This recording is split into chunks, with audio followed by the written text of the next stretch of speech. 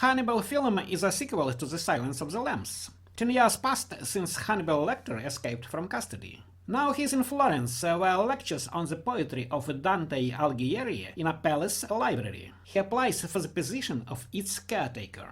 FBI agent Clarice Starling, meanwhile, is going through difficult times.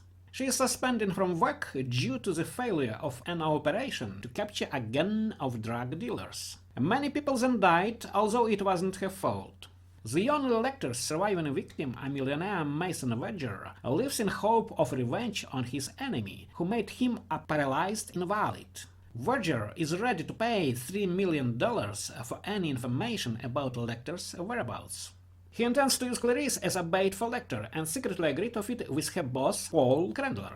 Lecter's image contains features of an intellectual, an aesthete, a serial killer, and a cannibal. He radiates a constant threat. The film's suspense is captivating and keeps us glued to the screen. The main characters, Lecter, Verger, Clarice, try to use each other. Though Lecter is noticeably smarter than his opponents. He is like a chess player, playing on several boards at the same time. While opponents are considering their next move, Lecter sees the entire game in advance and forces them to do what he needs. It is hard to resist the powerful negative charm of the maniac. He evokes both fear and respect. Lecter isn't just an art lover, he is also an artist himself, but only in that what touches crimes. His crimes have one thing in common: Lecter kills those who, in his opinion, deserve to die. He includes among these not only police officers, FBI agents and pedophiles, but also ordinary people who irritates him in some way. One of them was a symphony orchestra musician which played false notes. He makes the only exception for Clarice, for whom he has cordial feelings. The police inspector Rinaldo Pazzi, who tracked down Lecter and then informed Verger, is one of those to whom Lecter is merciless. Lecter kills him like Judas, repeating the execution that the Medici used to the Pazzi's ancestor for treason about 500 years ago, in the same way and in the same place. Sending a letter with clues to Clarice, he knew that she would find him. He started the game in order to resume communication with her. Moreover, he intentionally posed on a camera in a perfume store in order to be identified. He also assumed that Verger, whom he had crippled, would join the hunt. Both of them are maniacs, only Lecter is a cannibal and Verger is a pedophile, so this is a fight between two monsters, or two types of madness.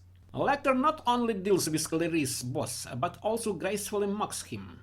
He feeds Crandler drugged with painkillers by slices of his own brain, which he cuts off and immediately fried in a frying pan.